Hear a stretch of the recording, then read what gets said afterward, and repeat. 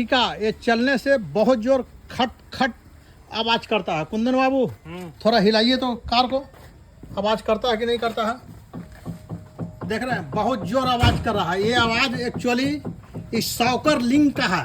आप कस के हिलाइए थोड़ा, देख रहे हैं ना, जितना खराब रास्ता में जाता है उतना खटर खटर आवाज करता है। अब इसको खोल करके दिखाते हैं। कुंदन बाबू लिंक को खोल दिए?